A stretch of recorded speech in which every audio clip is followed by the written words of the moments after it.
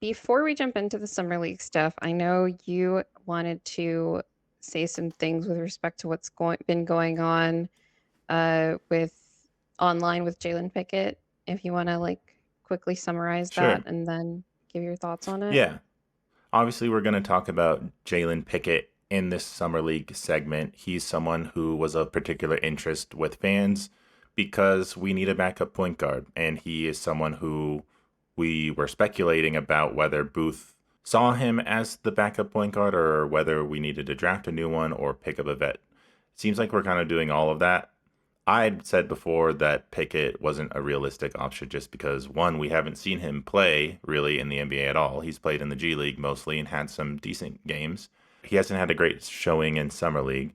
There's been some talk on Nuggets Twitter because that's where it come from. So we're going to talk about that just slightly where, there's people who are talking about him and how he's not going to probably be an NBA player. And this is maybe the end of his run on the Nuggets. And I had tweeted about how I kind of just feel bad for him because you never want to see someone's like dream come to an end. But he is getting paid by the Nuggets, and some people have brought that up. And I think when we talk about these players, especially young players in Summer League, and we're evaluating them as assets, it's almost inherently dehumanizing. And even just how fans talk about players throughout the NBA is a little bit dehumanizing because we see them as assets that can be traded. We kind of just whittle them down to the skills that they offer. We're not really seeing them as people in a way when we talk about them like this, but that's just how fans engage, where we kind of all come to this agreement where we're talking about them this way, but we're not trying to take away from them as individual people. We're not trying to, bully them when we talk about how they're not going to fit or they're not going to make it. Something along those lines. So I just wanted to say that's just how fans engage. And if we talk about Pickett on here, we're not trying to beat up on him. We're just evaluating what the Nuggets need and looking at it from a basketball perspective, and that's pretty much it. Yeah, I mean, for me, the I'm gonna just take like a slightly like next level approach, just analyzing the discourse about the discourse around Jaylen Pickett. On one hand, you have some people that say, well, I can't believe that he like started blocking a bunch of people or went private because these athletes make so much money and they should be able to take criticism. And I agree that athletes should be able to take criticism, particularly about their play. I don't love online bullying. I don't think a lot of people love online bullying. I also think it's totally fine for anybody to decide to go private and block people. So yeah, you Hmm. can post your screenshots of like this person blocked me. I can't believe they whatever, but I actually think that's kind of lame and it kind of I think is more a symptom of how dead the off season is at this point right now. We're like in between, sort of free agency being a thing, even though a lot of teams still haven't fully fulfilled out their rosters, and then we're waiting for the Olympics to start, and then after that, there's going to be an even deader spot. So I think people just like want something to talk about.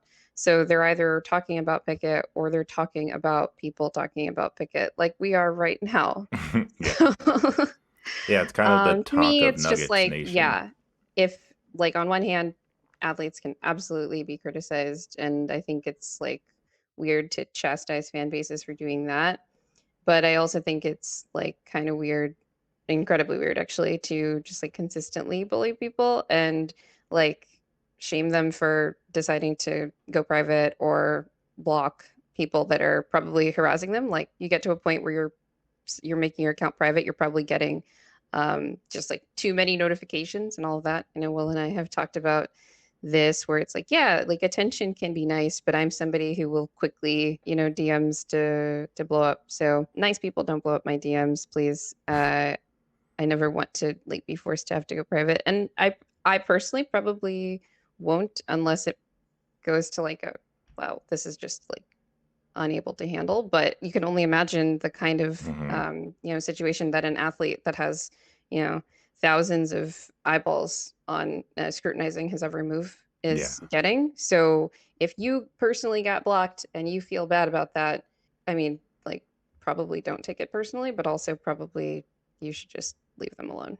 All right, let's move on. Let's actually talk about some summer league. There were definitely some positives in addition to the negatives. I know the last time we talked, we spoke about Julian and Trey really standing out in game one. Did you see anything anything different with Julian's game in summer league game two? This was the one against the Raptors. So for me, I think his shooting was definitely better, right? Because Oh yeah, for sure. he's 6 of 12 from 3 point. That's kind of insane, actually. His Yeah. overall field goal percentage was similar to his first game, 10 of 21. He still got to the line 10 times, made only 6 of them, had 5 assists, 3 rebounds. So I just think overall it was just a smoother, like more complete game. And he did enough in that game to where the next game versus Charlotte, he was done. The Nuggets had seen Yeah. enough. They were good with how he played. Whereas coming out of the first game, he showed glimpses of what we wanted to see, but it wasn't necessarily. We still just wanted to see more, and then he brought that against the Raptors. So I was really satisfied with what I saw. I think in the first game, shooting wasn't quite there, but he was aggressively getting downhill. With the rim finishing specifically, or any other aspects of the game, were you happy with what you saw? I still want more consistent finishing at the rim. When he does get downhill, I feel like sometimes he doesn't know exactly where he's going to take the shot from, whether it's at the rim or he's going to go for the floater. So it all looks Mm-hmm. a little bit haphazard, but the defense like doesn't realize that. So he actually he continued to draw contact and get to the free throw line off of those drives. So that was really nice to see. I thought in game two, he played more of that role um, as a closeout attacker and attacking off the catch, whether it was taking the shot. So here you see he's getting more catch and shoot opportunities in this game. We talked about his ISO pull-up threes Yeah. in from game one. Those were the ones that went down. The catch and shoots didn't. But I feel like today, like the catch and shoots, he got more of them, and they also went down. I think he didn't have as much of an initiator role in this game. Maybe that is in part because, Duran went out in game one. Instead of starting a forward, they ended up deciding to start Trey in this game. So they ended up with these kind of three guard lineups with Hunter at the four, very tiny summer league team in terms of the starting lineup. But I think that meant more ball handling reps for Trey, and also Pickett was getting him some looks as we saw in that reel. So he was able to be more of that secondary guy, and I think that helped him to like save some of his energy. Some he had some really nice finishes as a cutter as well. Really good at reading when his defender is just slightly like not focusing and getting those nice back cuts in particular. We saw that in some of his limited minutes in the regular season too. But yeah, he just like continued again with the downhill attack. I think that because of what we saw in this game too, compared to game one, where he was again more attacking closeouts instead of having to initiate everything, that downhill attack is actually going to be that was a nice like pick and roll that he ran with PJ, gets him on the pocket pass. He's really good at those pocket passes. That's something that a lot of people have pointed out Yeah. here. That was a He really hits nice PJ one. on the Kind of, roll. he hit it really early. They were really pressing up on him there. Yeah, that's true, which is good. Yeah, for listeners not watching the video, we're watching some like highlights right now, and that was a really good pocket pass. And we talked about that with Matt Brooks as saying like that having that pocket pass the most important pass you can have if you're playing with Jokic. Yeah. I'm not sure how many minutes he's going to be playing with Jokic, but I guess Malone said he's going to have a chance to win the starting job, which is pretty insane considering like that we had some questions about Strawther coming into summer league. He hadn't proven everything he needed to prove, but like we were saying, his floor even seemed pretty good. So it wasn't like we were super skeptical. There was warranted excitement about him because of the flashes he'd shown, and he's just showing it again. So it's pretty wild to think. I don't expect he's going to win the starting role, but Yeah, look at that back cut. Yeah, the cutting. Yeah, let's look at that cutting specifically. He kind of fakes to go get the DHO and then is able to back cut, and nice of PJ to catch him there as well. I thought PJ looked a lot more comfortable in game 2 than he did in game 1. Yeah. Better rebounding, still looked undersized for sure, not as effective in the post as he was in college. But he played his role in that 5 spot, just kind of sometimes acting as a hub, kind of rolling hard when he got the opportunity, and he even made some shots. That was a nice block by Julian. I loved that. So I hope he got credited for this block. This is similar to the one that I I'm sure talked he about did. It was almost in the exactly last like one. the one you talked about happen Yeah, again and where we've seen him do it at the NBA level as well, right? Like, people are really caught off guard, but this guy is a legit 6'7", and I believe he has, like, a 7-foot wingspan or close to it. But he's blocked a number of jump shots in, in his limited minutes in the NBA. And just on the Malone stuff, it's very nice of Malone to say that Mhm. Julian's gonna have a chance to compete for the starting spot, but I just, like, don't believe that it's gonna be anybody but Christian, Yeah. barring the injury, of course. Um, but it is nice to see that Julian is in a position where you could at least reasonably see that being a competition at training camp. So yeah, I'm looking forward to seeing how Julian looks, after having like the rest of the off season to continue to work on these things and just build some consistency and all of that. Mhm. Yeah, but Mm, just to wrap up Julian, I mean, mhm. it's just interesting the implications roster wise when you're looking at it from a bird's eye view. Where, yeah, I also agree Christian's going to be the starter. That number 2 starting guard, the most important skill I would say for that position is defensive versatility. And there are questions with the offense, but that is why we got KCP and his three and D. Like, he's a great elite 3 and D player. That's beautiful to have, and I definitely wish we still had it. But CB, the defense is what we need, and I do think he plays better with the starters. Like when he was coming off the bench last season, the fit was a little bit weird. We've talked about how it's redundant with PWAT. We've talked about that with CT. So having them separated is going to help multiple different units and rotations. And then even the fact that Strawther is looking this good, and we had been questioning who's going to replace CB on the bench with all the hierarchy moving up with KCP leaving. Yeah. Answering that question is really nice. And just that Well, for now, offensive, it looks like we're yeah, for moving now. toward answering that question. Yeah. Yeah, but just the fact that maybe he could compete with Julian just because of his offense and his shooting is pretty interesting. I wonder, like, I'm always getting ahead of myself in my mind, thinking, would his offense ever push him into a starting role sooner than we expected? But I guess it's a good problem to have. For this season, I doubt it, but I don't know. It's just interesting, and I'm glad that we have someone where we can kind of ask those questions. But yeah, let's move to Trey Alexander because he's also an intriguing prospect where we really need someone with his skill set. And Yeah, so we're gonna see on this first possession, he runs a pick and roll with PJ. He's able to create some space, draw in the defender, and gets that pass off to Julian. That was really nice to see for sure. I thought in game 1, there were moments where after he started making some shots, the defense was reacting to him a bit and helping, particularly on his drives, and he wasn't quite as sharp or quick as at getting the ball out after he had drawn that extra attention. But he did that a lot more in this game. We see he's still really comfortable with those stop and pop threes in transition as mhm, well. I think he's been yeah, the most consistent shooter from 3 in summer league so far, and that's yeah, through 3 games, right? Um, we know this kid can score. He's been incredibly consistent in that sense through 3 games in summer league. I do think that there is still something left to be desired if you wanted to think of him as a, like, backup point guard, back guard.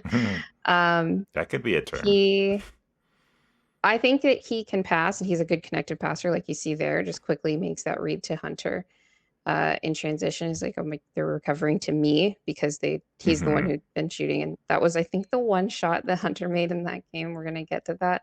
But, in terms of being a more patient playmaker as the lead guard initiating, I don't know that he's quite there yet.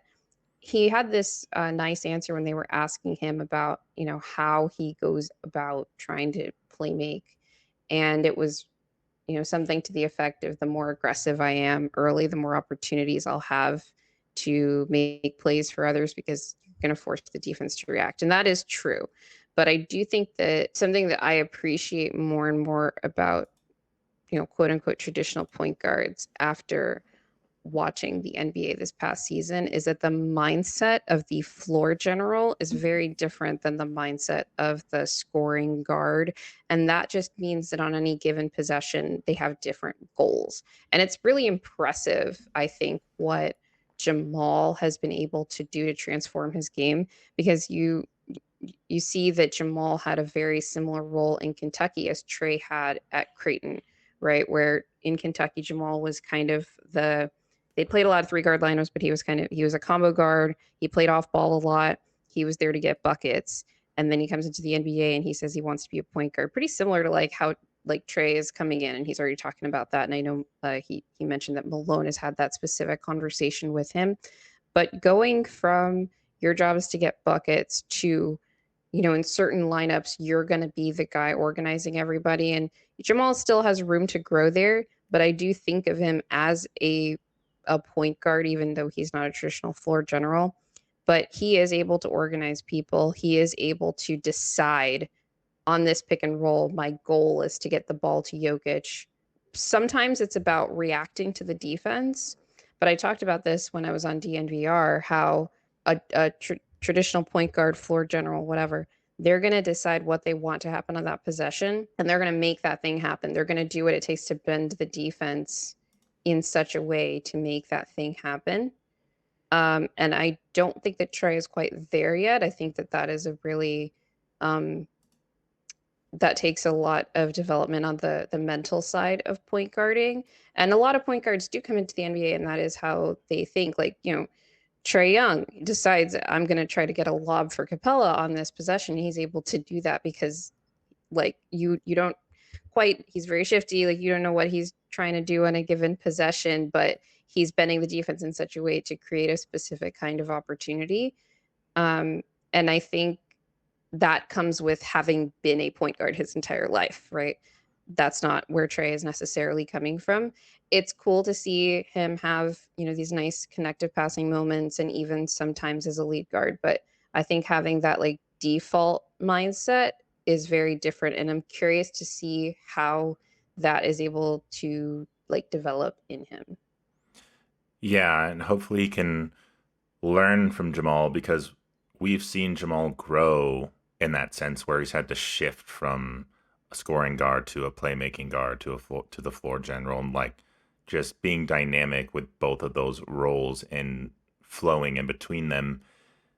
I don't expect he'll get a ton of playing time this season. I could be wrong, but if we bring in a vet point guard and, I guess if Jamal's hurt, then, or the vet point guard's hurt, whether that's Russ, then I could see them playing Trey.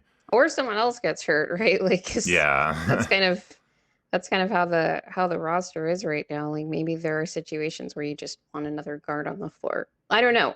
I think it's more like I'm really excited about his scoring skill set. Like one of the things that does bode well for him in the regard of like being able to be an effective point guard at the NBA level is just how he's consistently able to beat his man off the dribble, both in pick and roll and in isolation, and just he gets to his spots so easily. Yeah, these mid ranges, And he's like he very could just get a handoff so and get comfortable in that inside. mid range. So many little Exactly. fadeaway little jumpers. Exactly. And Really one of the cool. things with that, just like having so many different shots that you're comfortable with, is that it makes it easier to keep the defense honest Hmm. because they don't know what you're going to do. So they can't like play you for one thing and then say like, oh, we're going to dare you to, do this. And defenses will do that anyway, because that's just kind of the nature of defense in the modern NBA. But he's able to consistently punish that because he's comfortable in all those different, from all those different spots. Like he got a lot more ball handling reps in this game against the Hornets where Julian sat out. Yeah, he just gets to Man. a spot with such ease. No, I mean, you laid it out perfectly. He had a little steal there in the highlight clip that we were looking at, which is nice. I He's mean, had a couple of those in Summer League, yeah, actually. you want him to be scrappy and good with his hands and active on defense, and he was showing that. You don't want someone who's really lazy on that end, especially when you're like a scoring first type player. But right now, it seems it's really good for just the first showing, and the fact that he's undrafted. We had to trade our second round pick this draft to get home. So the fact that we were just able to get him is really, really nice. I would rather see him get some minutes even in garbage time in games or when we're a man down. That's Calvin Booth's vision, is, not being so beholden to the top heavy starting five that's really good and playing them super high minutes, because when one of them goes down, we're kind of screwed. We're still trying to figure this out, and partly why we're talking about Summer League right now is to take stock of where we are with these players and down the roster. And right now, I like what Trey's showing. So Let's talk about the other two players that are okay, on the roster. we'll just go to um, those two. yeah, what we have to do. We have to talk about Jaylen Pickett and Hunter Tyson. So they had very rough outings in that game 2 versus the Raptors. Yeah, Hunter Um, Tyson was 2 of 11 overall, 1 of 5 from 3, finished with 5 points. Jaylen Pickett was 0 for 3 and 0 of 1 from 3-point, only finished with 1 point. yeah, I think he made a free throw. So I Yeah, think there was one. someone had posted a graphic about the bench point differential between the two teams in that game, and I think the Raptors bench like way outscored them, but they ended up only losing by 3. But Pickett and Hunter combined for 6 points in that game, Yeah. and it was really, really tough. I think we can just talk about both game 2 and 3 for them because we just haven't seen any improvement, particularly with Jaylen Pickett. Like, I thought maybe, in game 3, they started off running a lot more for him to kind of operate out of the post like he did at Penn State, but he just wasn't able to really consistently bend the defense. Like, part of the problem is that he's not able to get into the paint, and like when he can't use like his strength against, say, the smaller guards that he was mostly able to like bully in college, he doesn't really have like the quickness to get by certain NBA players, nor does he have like the like in isolation, but he doesn't really have like the shiftiness of most NBA like combo guards and point guards that can operate in like pick and roll to, shut a defender or anything like that. One of the things with game 3 was just how uncomfortable he looked in the with the jump shot too. It's just been a really rough summer league for him. And, regardless of anything that like how you think about what his prospects are as an NBA player, he didn't look this bad in summer league last year. So I just wanted to get your thoughts on that and like why he Hmm. looks so much more uncomfortable, especially like you could say even last year it was a difficult situation because we were playing all these 2 point guard lineups and it wasn't really clear who the like main like initiator is going to be between him and Colin. But he's the only like point guard in the starting lineup. We have Jameer Young coming off the bench, and I don't think we ever see any minutes where they play those two together. So I just don't quite know why he doesn't really like know what his place is on a lot Yeah. of possessions, and that's not what you want to see from a point guard. Part of the problem just is that it's a summer league roster who isn't familiar with playing with each other, because Jaylen Pickett kind of demands some reps to play with because of the way he plays, where he's trying to use his body to like back down people to create assists or to screen. Like there were a couple times where he was like back towards the baseline, turns his body to create like a little tiny screen for a shooter, and then like shovel passes it to someone who shoots a three, and then the defender kind of can't get around him. Little things like that where he tries to do, where if you're playing with him and you're not kind of prepared for that style, maybe you're just not utilizing him as much as other players who have been playing with him multiple games, like in the G League. Also, just his confidence is not there. I don't know if he's hearing the noise, or I don't know if he seeing the writing on the wall with seeing how Trey Alexander's doing and seeing how the rest of the Nuggets roster is shaking out in this Russ Westbrook news. I don't know where his mind is at, but you can see that he's just not confident. He looks kind of slow. He looks small. Like even on contesting shots, he's just too small to really jump up Yeah. there to contest. It's just, yeah, just like airballing shots in the paint and this back down style that he has. It's cool to kind of have a unique style and vision for how you want to play, but when you just don't have anything else to really go to, it's hard to make it work in the NBA. And yeah, I'm worried about his future on the team, to be honest. So I don't really expect to see him much longer, but he does have this contract. I don't even know how we get off of that. What can we even do? Yeah, I think that you said it right with like it's nice to have a unique style, but when you don't have anything else to go to. And that's kind of how I feel watching him is like when he's not playing booty ball, he's kind of at the NBA level ineffective Hmm. doing anything else. Like not even talking about the other on ball stuff, but off ball, like the jumper looks rough. And I know that he's talked a lot over the past year about working on that, but he's just not making not just any of his Yeah. threes, but even like his off the dribble stuff too. Like the jump shot's just not going down even when it's open, let alone the times where he's struggling to get separation. I think a lot of people do have questions about the contract. So it is a rookie scale minimum. And the way that it was structured is that there are 3 years guaranteed, and then the fourth year is a player option, or sorry, a team option, not a player option. That'd be kind of crazy. I believe he and Hunter have the same kinds of deals. And I'm really, when it comes to talking about the like salary cap stuff and like roster stuff, it's really kind of frustrating to see how um, Calvin decided to use those contracts last season. To me, I don't think it would really matter that much that Pickett was on this kind of deal. Like part of the reason that there's a lot of players in the second round that have been getting these kind of 4-year deals with some either like partial guarantees or team options or whatever, because there's clauses in the new CBA that sort of encourage that. But part of the problem with one, when they got the deals, which was the kind of the beginning of last summer, where there are some teams that have decided to, oh, we'll give this guy a two-way spot, and then if he's playing well like halfway through the year, or we think that we could use him in the rotation, then we can convert that to a standard deal, and that way there's a roster spot available in case that doesn't happen, so that you could, I don't know, get it, like trade for somebody at the deadline, or uh, get a buyout candidate, that kind of thing, for a veteran can take up that spot, like someone who's actually going to play. It'd be fine if we had one of these players on these contracts even like the whole year, but the fact that we have two puts a lot of pressure on both of them, because they both haven't that's Jaylen and Hunter, haven't really shown themselves to be playable at the NBA level, and that's Hmm. really tough.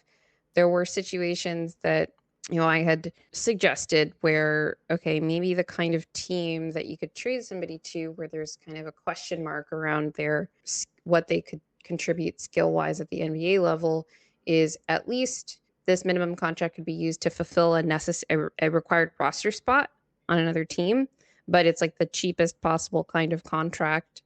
And maybe that team is trying to, skirt one of the aprons or like get under the luxury tax or whatever it is, and that could be the trade fodder. That's more like CBA nerd talk, not really talking about the team. But like on our team, which is a contender that needs contributors, he and Hunter have not really, been rotation caliber players really at the NBA level. It's really tough to have two roster spots taken up by these guaranteed deals. And so Hmm. when it comes to Pickett in particular, I don't know what they're going to do. I don't know if they're looking for a place to trade. It's a small contract, but Yeah. it does have another 2 years of guaranteed money on it. So it's just like a matter of finding a team willing to like take a chance on him, take a flyer on him, Yeah. or there's the option to waive him, but that doesn't that doesn't take away the cap hit. So there are questions about, okay, how close? We're kind of hard capped at the second apron right now because we used a particular exception to sign Dario, which means if we wanted to waive Pickett just to get the roster spot back, that his money is still a cap hit for us. So we So have to factor that into if we wanted to yeah, sign someone you're to gonna replace him. So replace that's that. just Yeah, it's just right. kind of a mess. And that's what Yeah. Adam Silver came out and said that he liked how it was functioning, making things tighter for those at the top. So he's getting what he wants apparently with how the Nuggets are in a bit of a pickle. But Hunter Tyson was 4 of 10 in that third game versus the Hornets from 3. Does that move you at all? So I thought Hunter started to look a little bit more comfortable offensively, but as that game went on, I did think that it wasn't just him, but I think the whole team, there weren't as many opportunities for Trey in like the second half of that game. So I had noted at half, he played 16 minutes, and I think he had 14 points in 16 minutes on like very high efficiency. So I don't think that he took more than one shot in the third quarter. And I think Hmm. that's a lot of like, he's not like the guy. Like, I don't know if any of these guys are the guy on this team. Now that Julian's gone, there's kind of a power vacuum. And so there was a little bit more chaos with who was taking shots. We had a lot of shots from guys who I don't think are ever going to be on our roster. Like I said, there's lots of people in Summer League that are like trying out for this team and for other teams because there are scouts from everyone around. But I thought Hunter in particular looked like he was pressing a lot, particularly in the second half of that game. So, you said he went, was it 4 of 10 from 3? He took 18 shots in that game and he scored 20 points. I was kind of surprised about the 20 points, honestly, because I just saw him miss so often. But the 18 Yeah. shots sounded about right because it just Yeah. felt like he was pressing so much, even when he didn't need to. I thought that the game was pretty like tight back and forth for most of it, and then the Hornets started to pull away, and the Nuggets just weren't able to get any traction. So I don't know if it was just like we're trying to like we need someone to do something, someone's got to take over, and he's got like a bit of that kind of dog in him, right? But I also thought that in contrast to the first two games, like I said, he was pressing, and I don't know if he's trying to like make up for it, like he's trying really hard to like get something back, like get comfortable again. And it just, to me, I was not moved. Like, as I know he can shoot, but Hmm. he still had the issues that I was worried about where like the shot release is not as quick as you'd want it to be. I think that guys are able to contest it a little bit quick, like more easily because he gives them more time to fly out and contest when he's attacking closeouts. And this isn't even NBA defense, NBA athleticism, right? Like this is just summer league, and he still looks really uncomfortable when there's like a more athletic player that's closing out on him. Um, but it was nice to see the aggressiveness, I guess, because you definitely don't want somebody that is having his kind of summer league to like fade into the background. I thought so that's where you could draw the contrast to Pickett is that Hunter was like clearly still fighting. Yeah. Um, It is. but I was not pleased with the process of Mhm. really the whole team. So that kind of is just another like mark against, I guess, the point guard, right? You talked about how Jaylen doesn't have a lot of people that play with him normally in the G League, but he hadn't looked good through 3 games, and he had Hunter and Julian with him in the starting lineup at least that did play with him a fair amount in the G League, especially Hunter. I think both of them were pretty much in the G League the entire year last year. And there were some moments of like, okay, Pickett found like there's some nice moments where there's like some chemistry there, but it's just not consistent. I hate to like harp on this, but for his type of point guard where he's supposed to be a floor general, like he's supposed to be controlling the floor, not like fading into the background because he can't find a way to contribute when like his kind of go-to isn't working or that kind of thing. And I think it's tough for both Jaylen and Hunter because they are clearly not the guys on this team despite being second year players. Like it was really more about Julian through the first 2 games, and there were clearly directives to try to get him most involved in all of that and give him like on ball reps and all of that, which takes away from like the main job that like Pickett was trying to do. And even for Hunter, it's like, well, when Julian's like hitting his, like they basically play the same role offensively, right? This like movement shooter, setting screens, like operating off ball, all of this stuff. And maybe that's why Hunter looked a little bit more comfortable in game 3, even though I didn't like the process. Again, I did think he was pressing. Yeah, it's difficult to see them not be able to like integrate themselves into this system yet, even though it's summer league and it's a little bit more chaotic. Like they did have a week of practices and they were playing with guys that they did play with for most of last year, and they are second year players, and they're not really standing out as players that look like they've been in the NBA for a year at all. That's why when we talk about rehabbing value of these two, because they are on the roster, it looks to me like it will be really difficult to rehab Pickett. Maybe there's a little more hope for Hunter Tyson because he at least has the spot up shooting, possibly. But I know that you need more than that. I also get that you have to prioritize Strawther in this summer league. And then it's like, I'm wondering how the coaching staff is approaching this and what Michael Malone's saying, because I'd rather them just give a bunch of leash to Pickett to try to show something.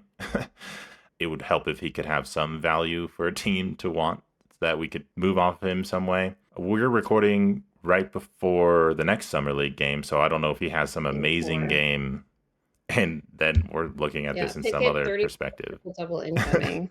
Yeah, like what is going to happen if he actually has an amazing game? Then what are people going to say or think? Yeah, I just wanted to quickly shout out, like I thought PJ Hall, like I said, had a much better game too. Like he's clearly sort of finding his legs, but the bar is very low for him. So it'll just be interesting to see if they continue to play him. I haven't seen before where like a two-way guy, misses multiple summer league games. I don't know if there's like an injury or what, because they did sit him for game 3. He was sitting next to Julian. He actually held up better in switches than I would have thought, especially in that game 2 versus the Hornets. Like there were a couple times where he got switched on to Jordan Miller, who had been like lighting the Nuggets on fire, and he was able to like hold up on those drives. And I hadn't really thought of him as like a potential switch big.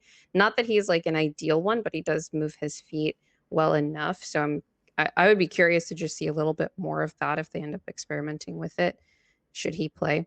The last note I just have is that everybody on the Summer League roster has played except for Jaylen Williams.